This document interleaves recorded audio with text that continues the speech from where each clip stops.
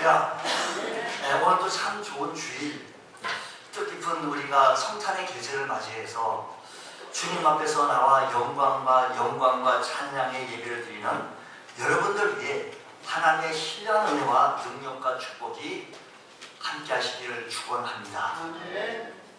말씀 읽는 가운데 주의 성령이 우리 모두에게 심령을 주관해 주셔서 마음의 큰 근심 걱정은 사라지고 참된 평안과 기쁨이 넘쳐나시기를 주의 이름으로 축원합니다. 어느 나라이든 간에 이 성탄의 명절, 성탄의 계절을 맞이해서 우리 한번 생각해 볼 수 있는 것은 어느 나라이든 민족이든 다 명절이 있는데 하늘나라의 성도들, 하나님의 백성들에게는 가장 크고 즐거운 명절이라고 한다면 성탄절일 것입니다. 제가 주일학교 어린 시절에는 성탄절에 가면 공책도 주고 로또도 주고 이래서 참 좋았습니다. 근데 지금은 그런 걸 줘도 그렇게 감격이 없는 것은 내 마음이 많이 부유해진 것 같습니다. 어렸을 때 흔히 함께 부르면서 즐거워했던 동요 같은 노래, 탄일종이 땡땡땡 은은하게 들린다. 저 깊은 산골 오두막살이에도 탄일종이 울린다. 우리 한번 그때를 추억하면서 한번 해보도록 하겠습니다.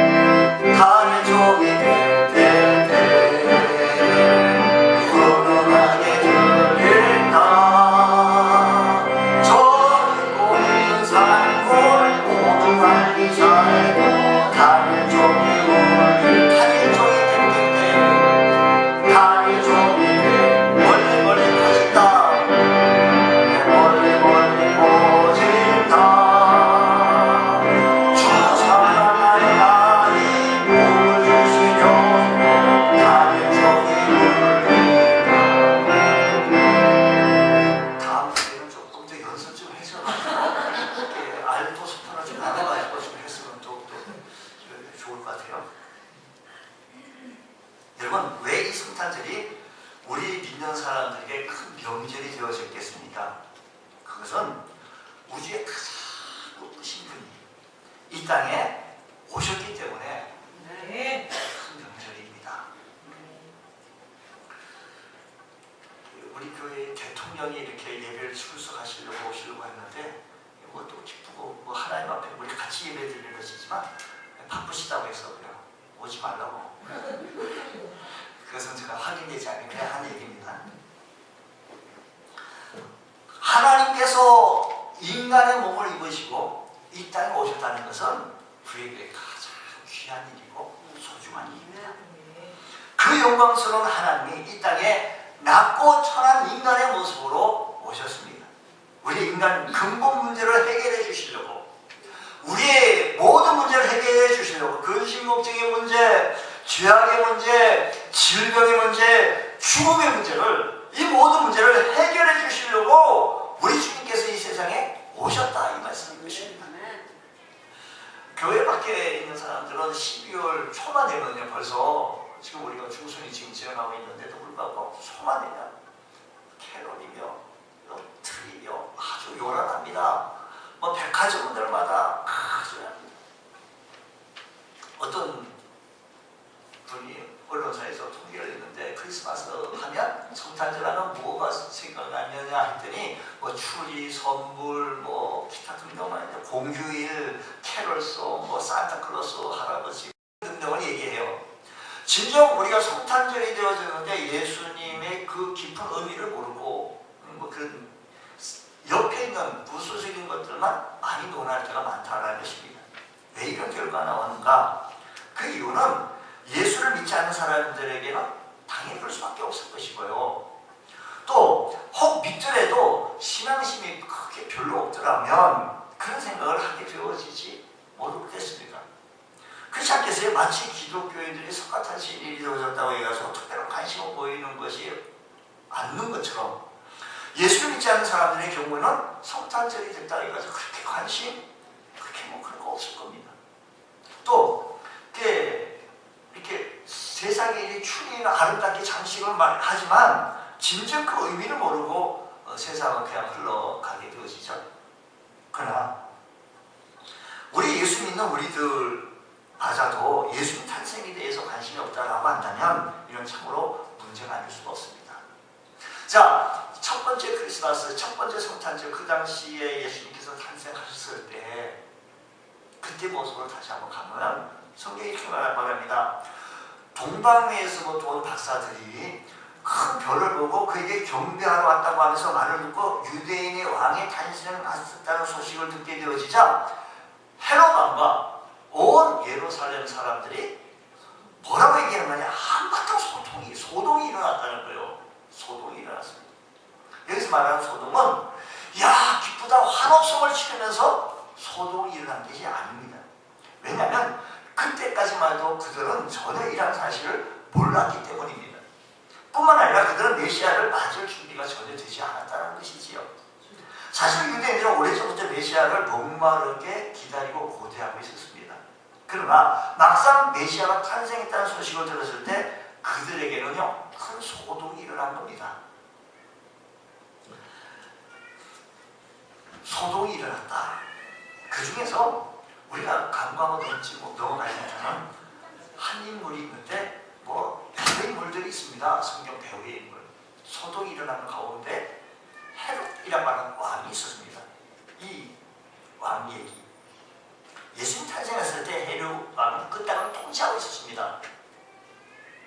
헤롯은 유대인이 아니었고 유대인들이 가장 미워하는 에돔 사람으로 로마의 황제의 시저야에서 주전 47년에 유대인의 총독으로 임명되었다가 47년 후에 분봉왕으로 임명받고 40년간 이렇게 분봉왕으로 임명되어서 주전 40년에 임명되어져서 예수님 탄생한 무렵까지 오랫동안 그 땅을 통치했던 헤롯 분봉왕입니다. 그때 나이가 70세 정도 됐습니다. 그런 예루살렘에서 성전을 지었습니다. 왜 지었을까요? 유대인들의 환심을 사기 위해서, 마음을 사기 위해서, 또 굶주린 백성들을 위해서 세금을 감면해주고, 야 좋은 왕이네. 유대인들을 위해서 성전을 멋있게 지어주고, 또 굶주린 서민들을 위해서 세금도 감면해주고, 또 자신이 사용하던 금접시를 녹여서 백성들의 식량을 사드림으로 말미암아 백성들이 식량까지 사서 우리들에게 주다 감동을 시키는 정치적 수완이 매우 뛰어난 사람입니다. 그러나 한편으로는 그건 이제 전면에 나온 것이고 후면에 나오는 모습은 자신의 아내와 장모를 죽이고 장남과 또 다른 두 아들도 죽이는 비정한 인간이었던 모습을 봅니다. 뿐만 아니라 그는 10명의 아내를 두고 살면서 그 중에 한 명은 자신의 동생의 부인을 뺏어서 자신의 아내로 만든 인류를 저버리는 비열한 인간이 헤롯입니다. 성경학자 바클레이 주석가에는 이 얘기를 이렇게 표현을 합니다. 그 당시에 자기가 죽으면 세상 사람들이 자기를 위해서 울어줄 사람이 없다고 생각해서 그 당시에 가장 인격적이고 훌륭한 사람을 잡아서 그래서 이제 자기가 죽으면 그를 죽여라는 겁니다. 자신의 운명 시간에 맞춰서 그 사람을 죽이면 백성들이 그 사람을 위해서 애통할 때 자연히 그 사람에 묻혀서 자기는 수치를 당하지 않게 되어질 것이고 이렇게 죽음을 아름답게 맞게 할 것이다 라고 하는 이 비열한 야비한 모습을 보여지게 되어진 것입니다. 이런 악독한 인간이 통치하고 있을 바로 그때 예수님이 탄생하셨습니다. 다시 말해서 예수님은 세상 왕이 통치하는 시대에 하나님 나라 만왕의 왕이신 예수님께서 출생하셨다는 것입니다. 세상 왕이 통치할 때 만왕의 왕이신 예수님께서 출생하셨는데 헤롯은 유대인의 왕이 메시아가 출생하셨다라고 인해서 자신의 왕권이 위협을 받게 되어지자 누구보다도 가장 큰 충격을 입었던 사람이 헤롯이라고 하는 왕이었습니다. 말씀드린 이 사람입니다. 따라서 헤롯은 대제사장들과 서기관들에게 유대인 왕이 어디서 나느냐 좀 알아봐라. 그랬더니 경이 오면 성경 미가서에 의하면 뭐 베들레헴에 탄생할 것이라고 그렇게 얘기합니다. 왜 그러냐? 그렇게 얘기해요. 그리고 나중에 동방박사들에게 예수님이 태어난 것을 자세히 가게 알려주면 나도 그에게 가가지고 경배를 하겠다, 예배를 드리겠다. 그런데도 불구하고 동방박사들은 나중에 알려주지 헤로드한테 저기 몇 번지에 지금 있습니다 라고 보고를 하지 않냐고 그냥 자기 나라로 가버렸습니다. 그걸 알고 나서 분노하여 그 시대에 2살 아래 사내 아이를 모조리 죽이는 것으로 보아서 이 사람은 얼마나 마음에 없는 거짓말을 하고 있는 것을 보게 되었습니다. 더구나 대제사장들과 서기관들의 태도는 정상이 아니었음을 보게 되었습니다. 이들은 평소에도 성경을 많이 하는 종교 지도자들이었습니다. 그런데도 메시아가 나타난 소식을 들었을 때 어쩌면 그렇게 무관심하는지요. 어느 우리 예수님께서 이 세상에 탄생하신다고 하는 성탄절을 맞이해서 예수 안 믿는 사람들은 그렇다 치고 예수 믿는 우리들마저도 무관심하고 주님과 나와의 관계를 바로 정립하지 못하고 있다라고 한다면 다시 한번 이 말씀을 바라보시면서 주님을 바라보실 수 있는 은혜가 있기를 축복합니다. 동방박사들이 아기 예수를 찾아서 그 땅에 왔습니다. 그리고 유대인 왕이 어디 계시냐고 이 골목 저 골목 다니시면서 말씀하셔서 물었어요. 찾았어요. 한 번 찾은 게 아니겠잖아요. 성경에 보고 정황을 보니까 계속 찾았는데도 불구하고 예수를 같이 찾아 나서는 그 길을 한 사람도 동행한 사람이 없었습니다. 이 말씀은 성경 요한복음 1장 10절, 11절, 1장 10절 하반절부터 11절에 있는 말씀 그대로 응하게 되어지는데 그가 세상에 계셨으며 세상 그로 말미암아 지어가 되었으며 세상이 그를 알지 못하고 자기 땅에 오매 자기 백성이 영접하지 않았다는 겁니다. 동행하지 않았습니다. 영접하지 않았습니다. 그러나 이에 반해서 동방박사들은 동방으로부터 그의 별을 보고 그에게 경배하러 예루살렘까지 찾아왔습니다. 얼마나 대조적입니까? 동방박사는 하나님 믿고 메시아를 기다리는 믿음의 사람들, 즉 보세요. 동방박사들은 하나님을 믿고 메시아를 기다리고 있었던 그 시대에 흩어져 살고 있는 유대인들에게 메시아 이야기를 들었어요. 동방박사들이요. 그러냐고. 그 어떻게 그 인자들이 경에 의하면 성경에 의하면 미가서 5장 2절의 말씀을 보면 또 민수기에서 말씀 보면 야곱의 별이 나오게 되어지면 그때 메시아가 출현해야 하게 되어질 것이라고 이 얘기를 듣게 되어졌는데 이분은 마침 박사들 하늘의 별을 연구하는 사람들 어느 날 보니 이건 보통 별이 아니에요. 그 시대에 민수기에서 24장 17절의 말씀을 예언하는 그 별인 것을 보고 찾아오게 되어졌다. 이 말씀인 것입니다. 그 당시 하늘을 바라보고 별을 연구하고 있었던 점성술을 연구하고 있었던 이 박사들이 성경 말씀을 듣고 알았습니다. 천문학자들이 이 별을 보고 있다가 갑자기 큰 별이 나타나는 것을 보고 이 별이 보통 별이 아니라 큰 별이 나타난다. 메시아가 탄생되어졌다라고 하는 말씀을 알아서 먼 길을 마땅하지 않냐고 찾아오게 되어졌다는 것입니다. 동방박사들은 그 별을 따라 수먼 거리를 사막을 건너고 강을 건너서 광야를 지나 긴 세월 동안 약대를 타고 먼 길을 이스라엘까지 찾아오게 되어졌던 겁니다. 그러면 무엇 때문에 동방박사들은 그 어려움, 고통과 위험을 극복하면서 아기 예수님을 찾아왔게 됩니다. 아이고 출현했구나, 탄생하셨구나, 큰 별이 나타났네. 그럼 끝나면 되지. 뭐 그렇게 먼 길을 마다하지 않고 왔을까? 말할 수 없는 고통을 겪으면서 예루살렘과 베들레헴까지 찾아오지 않으면 안 될 가장 중요한 이유가 과연 무엇이었기에 그들은 찾아왔느냐라는 것입니다. 성경이 이렇게 말합니다. 오늘 보면 우리가 읽었던 마태복음 2장 2절 말씀 보게 되었으니까 유대인의 왕으로 나신 이가 어디 계시냐? 우리가 동방에서 그의 별을 보고 그에게 무엇하러 왔다고요? 경배하러 왔다고요. 11절 말씀 같은 연장선상의 같은 사건, 같은 맥락 속에서 그는 경배하러 왔다고 말씀하고 11절 집에 들어가 아기와 그의 어머니 마리아와 함께 있는 것을 보고 뭐라고요? 엎드려 아기께 경배하고 라고 했습니다. 그렇습니다. 동방박사들은 여행 목적이 먼 길을 마다하고 아기 예수 탄생하신 걸 기뻐하며 무엇하러 오셨다? 경배하러 왔다는 것입니다. 동방박사가 아기 예수님을 경배하기 위해 어떻게 했느니 경배하기 위해서 죽음을 무릅쓰고 먼 길을 마다하지 않았습니다. 자 보세요. 큰 별이 나타났습니다. 이 별은 민수기에서 예언한 이 별이다. 그것을 직시해서 찾아오게 되었는데 이게 뭐 금방 1시간 만에 당도할 수 있는 거리가 아닌 그 당시의 교통수단으로. 그러니까 헤롯이 이 동방박사들하고 얘기한 후에 몇 살 안에 다 죽였다고요? 2살 안에. 아마 오면서 아마 많은 세월, 2년 가까이는 아마 흘리지 않았을까.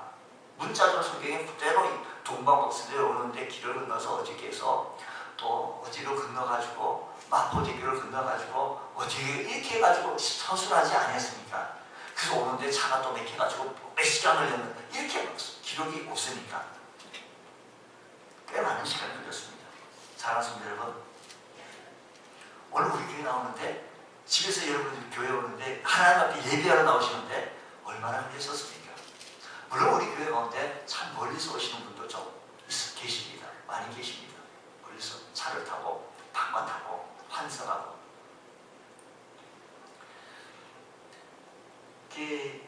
중국에서 있는 어느 신실하게 예수 잘 믿는 분들을 보면 얘기를 들으니까 예배 참석하기 위해서 먼 곳에서 오는데 거기는 아직까지 뭐 이렇게 교통수단이 우리나라 참 좋은 교통수단이 잘 돼 있어요.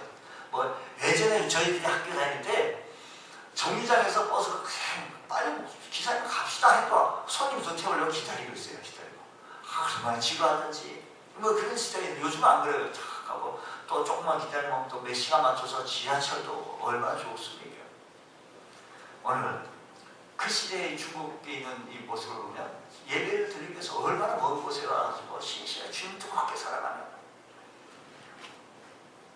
제가 알고 있는 제 신학교 동기 목사님 교회는 예배를 드리는데 어떤 분이 서울서 그 교회 다니시다가 속초에 가서 사업처에 속초가 있는가 사업장이 주일마다 또 오신대. 야, 너무하지 않냐? 또 오셔서 그렇게 예배 드리는데 오면서 은혜를 다 받는 거예요. 예배 참석하기 위해서 그쪽 정성을 들였으니 와가지고 은혜를 받고 또 힘을 얻어서 주님 나라를 확장하면서 나가는 모습을 바라보면서 주님 오늘 우리의 모습이 예배하기 위해서 우리가 온 정성을 다하고 힘을 다하고 오늘 예배 나오는 사람들 중에는 너무나도 정성이 부족한 사람들이 많습니다. 예배에 사모하는 마음이 있으면 큰 은혜를 받습니다. 우리가 예배를 드리려고 하는데 하면서 사모하는 마음으로 준비된 마음으로 오면 설교가 조금 부족하더라도 우리 준비된 마음속에 하나님의 큰 은혜가 임할 줄로 믿습니다. 동방박사들은 별을 따라 그 먼 길을 찾아올 때 죽음을 각오했을 것입니다. 중간에 강도를 만나면 가지고 있는 것도 다 빼앗기고 목숨도 위협받았습니다. 더구나 그들은 아기 예수가 어디 계신지도 정확하게 모르고 무작정 별을 따라 찾아가신 것입니다. 그러나 그들은 많은 고생 끝에 아기 예수를 만나 감격스러운 경배를 하게 되어졌던 것입니다. 예배자에게 어떤 자세로 예배드리라는 것은 매우 중요합니다. 여러분, 오늘을 위해서 우리가 어떤 자세로 예배를 드리고 또 사모하는 마음이 있고 오늘날에 우리가 핸드폰은 참 좋은 거 너무 좋은 핸드폰이어서 예배 시간에 그냥 끌어오잖아요. 껐으면 좋아요. 왜냐하면 카톡 하면 보고 싶잖아요. 조금만 참으시면 돼. 예배 시간 좀 꺼라고 광고도 하면 끄고 집중하고 사모하면 이 시간에 하나님께서 살아계신 하나님을 만나게 되고 역사하신 주님을 체험하게 되어지는 줄 믿으시기 바랍니다. 박사들의 모습을 바라보시면서 주님 오늘 우리들이 마음을 다하고 힘을 다해 집중하실 수 있는 그런 시간 되어지길 원합니다. 주님 우리가 드려지는 이 예배 이 안식간에 예배에 온 몸과 마음을 집중하실 수 있는 귀한 은혜가 있기를 주의 이름으로 축복합니다.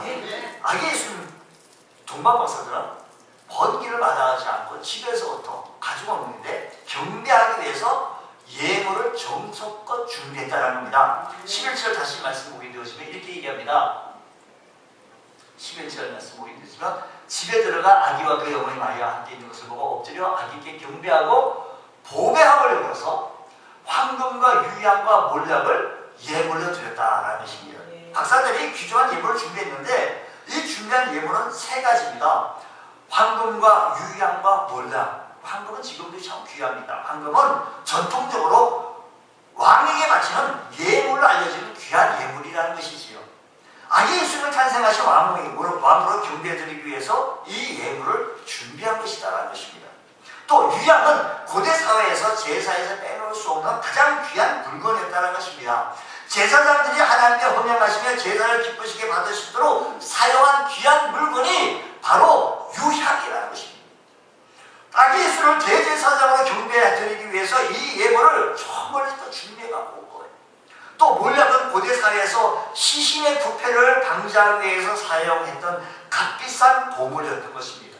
그렇습니다. 아기 예수를 장차 십자가에서 우리 위해 돌아가실 분으로 우리를 구원하실 구세주로 경배드리기 위해 예물을 준비하셨다는 겁니다. 여러분, 동방 박사들이 이 얘기를 어떻게 알았을까요?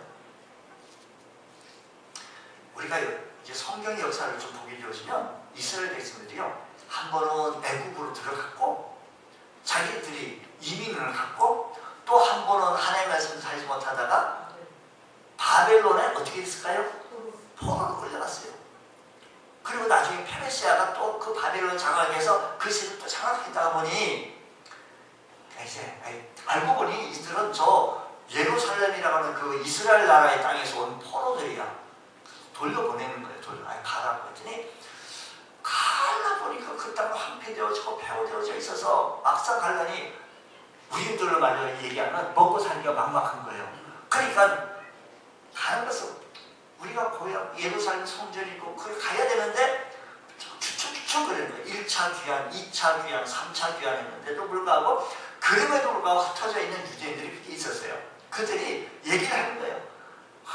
우리가 우리 민족은 저 옛날 아브라함으로 비롯해서 이삭 하나밖에 없는 독자 그 이삭을 아브라함 아버지가 하나님 앞에 번제로 제사를 드리다가 여호와 일의 사건을 얘기를 하면서 그러다 우리 민족은 저 애국의 요셉이라는 사람을 통해서 그의 국무총리 왕 그 당시에 전 세계를 장악하고 있는 이 애국 이집트의 국무총리 됐는데 요셉의 국무총리 9년차 때는요 대단했어요.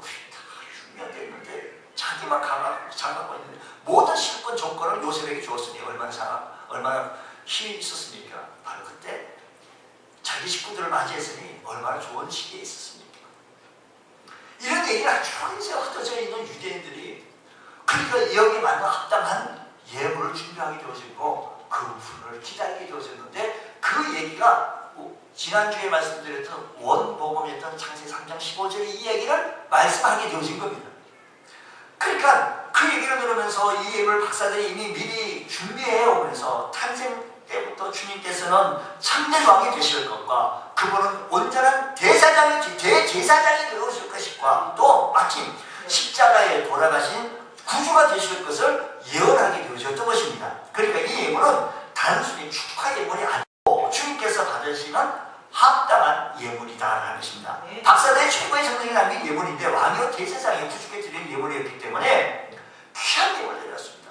여러분, 우리 예물이 이래야 합니다. 주님이 받으시기 합당한 예물이어야 했는데 우리의 최고의 정성이 담긴 이 예물, 우리 예물이 이래야 합니다. 우리 예물이 하나님 받으시기 합당한, 여러분, 쓰다 남은 것을 드리거나 마치 없는 사람에게 베푸는 적선같이 드리진다면 어떻게 되겠습니까?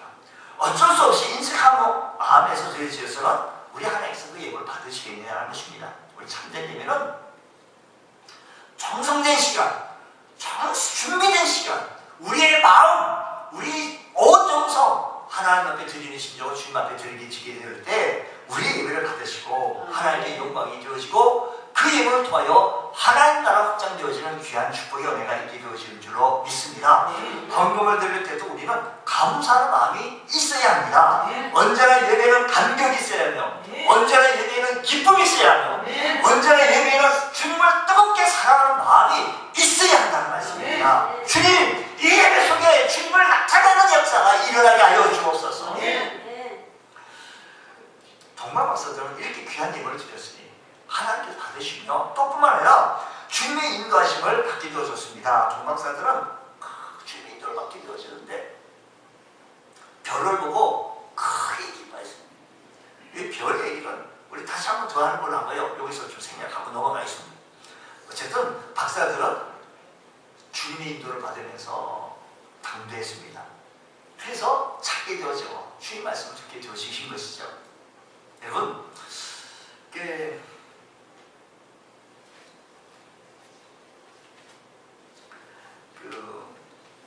이런 시가 있습니다. 엘리엇이라고 하는 분이요, 황무지를 쓰고 있는 분인데 이분이 동방박사 여행이라고 하는 시입니다.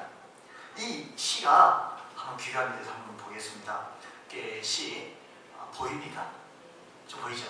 시가 혹독한 추위였습니다. 동방박사를 이제 그동안 짧지만 그 여행 과정의 수고와 동방박사들에게 자주한 변화의 모습을 잘 나타내주고 있는데, 여행하기엔, 그토록 긴 여행을 하기엔 연중 가장 고약한 때이죠. 아마도 오늘처럼 막 눈도 막 내리고 비도 막 내리고 길을 나가기가 너무 고약한 때, 길은 푹 빠지고 날씨는 내썩고 바로 한겨울이었지요. 그러다 낙타들은 상처가 나고 발이 붓고 고집을 부리며 질척거리는 눈 위에 낙타를 누웠습니다. 그리고 낙타꾼들은 욕짓거리에 불평을 하며 도망치고 술과 계집을 요구했습니다. 밤에는 모닥불이 꺼지고 쉴 만한 곳도 없었습니다. 도시는 적대적이며 마을은 불친절했습니다. 동네는 불결하며 바가지 요금을 강행했습니다. 혹독한 시위를 했습니다. 마침내 우리는 밤을 새워가며 여행을 하기로 했습니다. 토막잠을 자면서 이 모두가 바보짓이라는 목소리가 우리 귀에 들려왔습니다. 이런 역경과 희열을 딛고 아기 예수님을 만납니다. 오랜 수고에 비하면 아기 예수와의 만남은 동방박사들의 긴 시간 수고에서 비하면 아기 예수님 만나는 시간은 아주 짧은 시간이에요. 그게 이렇게 됩니다. 그것을 발견해서 만족스럽다고 말할 수, 짧은 만남이었지만 만족스러웠다고 말할 수 있습니다. 여러분, 예수를 발견하기 위해서 이런 힘든 노력을 했던 동방박사들, 힘들게 얻지 않은 것이 힘들게 얻지 않은 것은 힘들게 얻지 않으면 감사가 없어요. 힘들게 노력해서 얻게 되고 기도해서 얻게 되어지면 너무 감사한 거예요. 기도도 하지 않냐고 얻게 되어지면 감사가 조금 식어져요. 여러분, 우리가요, 기도해서 얻게 되어지면, 그래서 우리 주님께서 구하라, 찾아라, 부르라, 기도하라는 거예요. 아니, 기도 안 해도 우리 하나님 다 알아서 머리카락까지도 다 세신만 되신 하나님께서 알아서 채워주시는데 꼭 기도해요. 그런데 주님께서 말씀하신 구하라, 찾아라는 거예요. 오늘 시간에도 우리가 기도하시는, 여러분 시간에서 예수를 찾기 위해 내어놓은 시간과 노력은 어느 정도 되는 것입니까?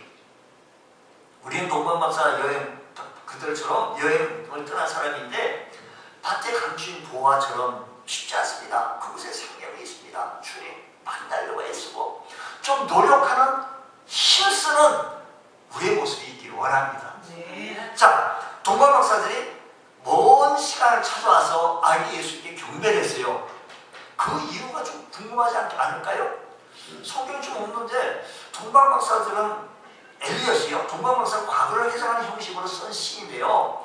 예수님을 만난 이후에 동방박사의 인생은 예수님을 만나고 돌아간 이후 그들은 어떻게 변했을까? 어떻게 되었을까? 매우 궁금했어요. 이분이 그것을 추적해서 썼는데 이 시의 마지막 부분에 이렇게 있습니다. 생각해보면 이 모든 일은 오래전에 있었던 일입니다. 그리고 나는 그 일을 다시 한번 하고 싶습니다. 우리는 내 나라인 이 왕국으로 다시 돌아왔지만 더 이상 뭐하요?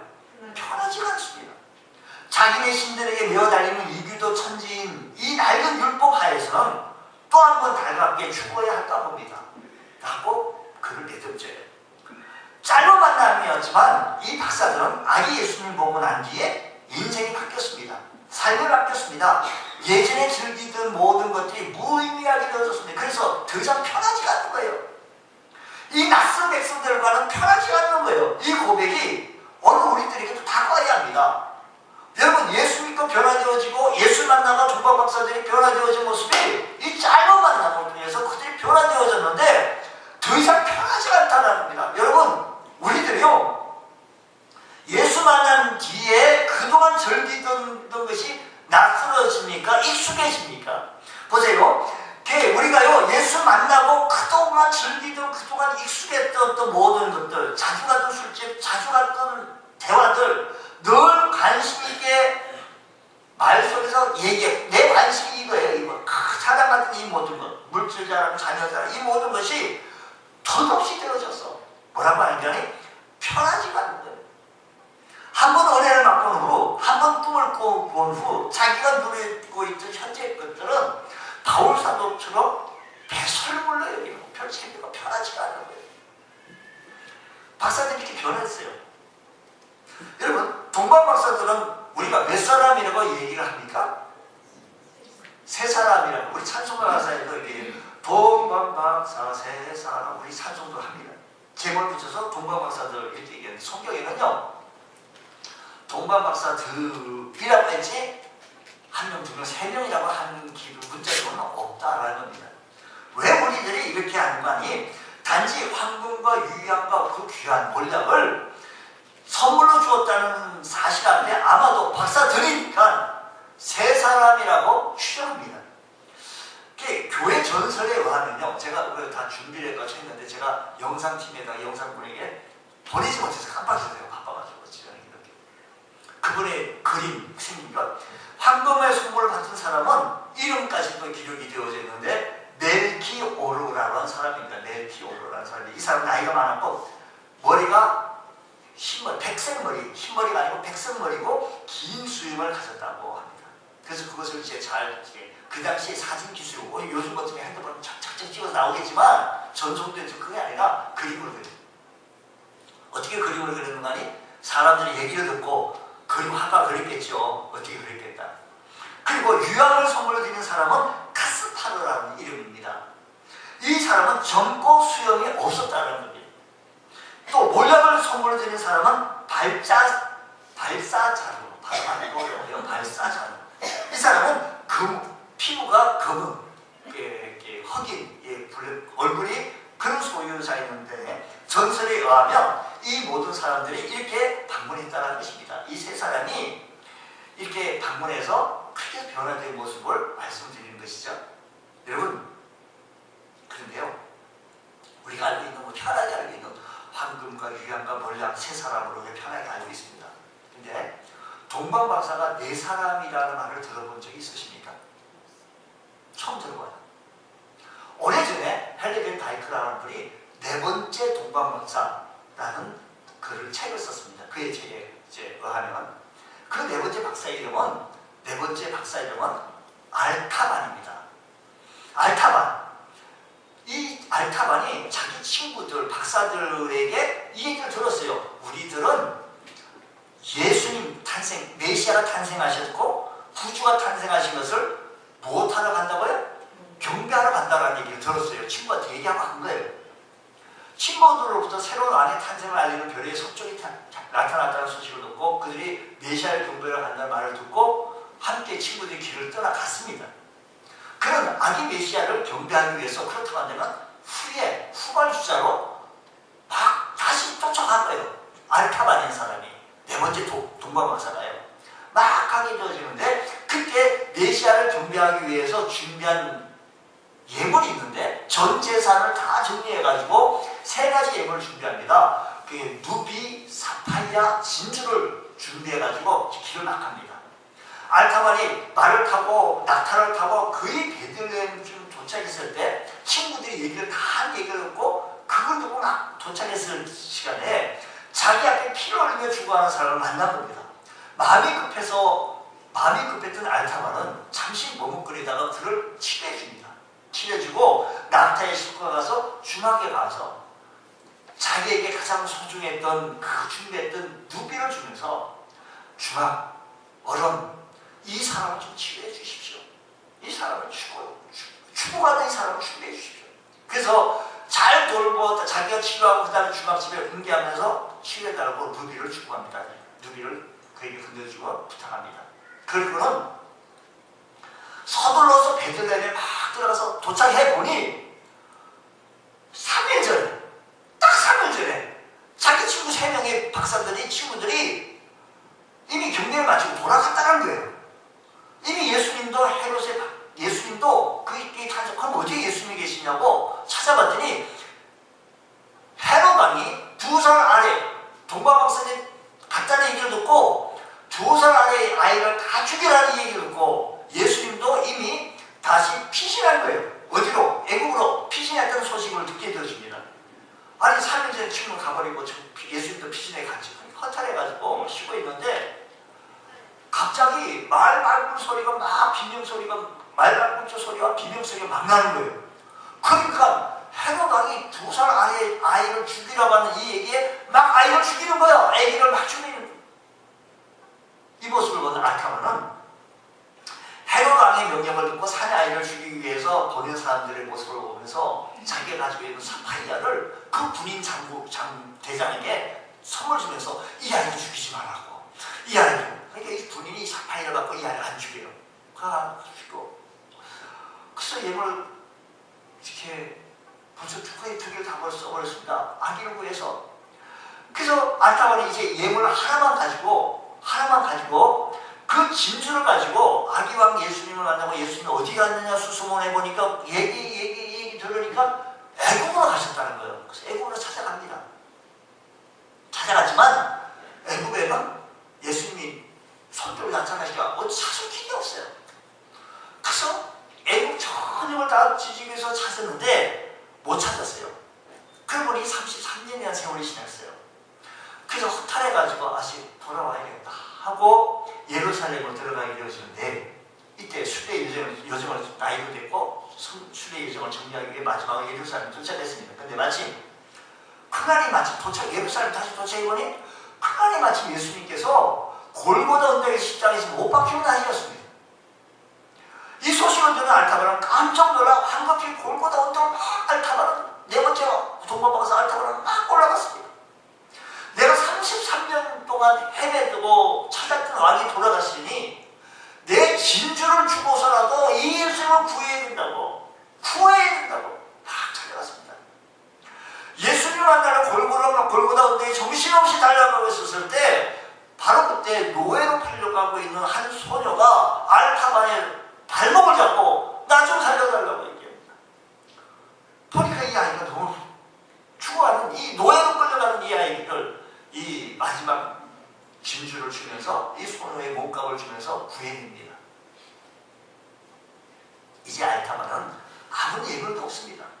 이제 왕을 무슨 명목으로 보냐고 걱정하면서 그름을 옮기는 순간 갑자기 예루살렘에 지진이 일어나는 거예요. 하늘이 어두워졌고 갑자기 이 물건들이 흔들리면서 그 자리에 무너져 내립니다. 기와장이 떨어지면서 알타바를 덮입니다. 이 알타바는 70세를 넘긴 알타바는 피를 흘리며 그 자리에 쓰러집니다. 죽어가면서 마지막 힘을 다해 기도합니다. 하나님 죄송합니다. 새로운 왕 메시아를 만나 경배하러 평생을 찾아다녔지만 그분을 만나지 못한 채 이렇게 죽게 되었습니다. 그분을 경배하러 준비한 노속들마저 다 없어지고 말았습니다. 정말 죄송합니다 하나님. 하지만 숨을 몰아쉬며 기도하는 그에게 하나님의 음성이 들리는 거예요. 알타바 너는 정말 훌륭한 나의 아들이야. 나는 이미 너의 경배를 3번씩이나 다 기쁘게 받았다고. 네가 작은 소자들이 한 것이 바로 내가 내게 한 것이라고. 네가 만난 불쌍한 사랑이 바로 나였다고. 알타바는 그렇게 오랫동안 찾아 헤맸던 주님의 음성을 그에게 듣게 되어진 겁니다. 그런 이 음성을 들으며 행복한 미소를 지으면서 죽게 되어진 숨을 거둡니다. 알타바는 이 그 어떤 예물보다 더 소중한 사람과 자기 인생의 예물을 드리면서 마지막까지 숨을 거둡니다. 여러분, 성탄의 계절을 맞이하면서 다시 한번 주님께서 왜 오셨든 주님 오신 이유와 주님께서 왜 오셔서 십자가에 달려 돌아가신 이유를 다시 깨닫게 해주시고 그분을 맞이하면서 그 시대 황금과 유황과 물량을 드렸던 그 사람들처럼 우리의 마음을 받으시기 원하시는 그 주님, 알타바의 마음을 받으시던 그 주님께서 이 시대에 우리들을 받으시기 원하시는 그 주님께서 우리들의 예배를 받으신다는 사실을 기억하시면서 주님, 성탄의 계절에 주님 탄생을 기뻐하며 주님 앞에 다시 헌신하실 수 있는 그 시대의 알타바, 그 시대의 박사들처럼 그 마음으로 주님 앞에 설 수 있는 믿음의 권속들 되게 하여 주시옵소서. 이런 은혜가 우리 모두의 길을 주의 이름으로 축원합니다. 기도하겠습니다. 하나님 아버지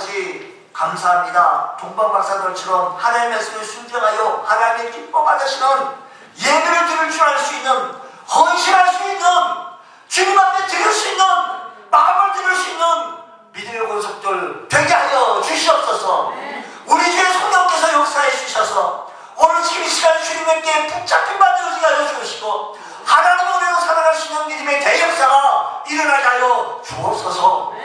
주님 앞에 섰습니다. 주님 오신 이유를 깨닫게 하시고 주의 구원의 감격과 감동 속에 날마다 살아갈 수 있는 믿음의 대은혜가 일어나게 하여 주옵소서. 이사하며 예수님 이름으로 기도드리옵나이다. 아멘.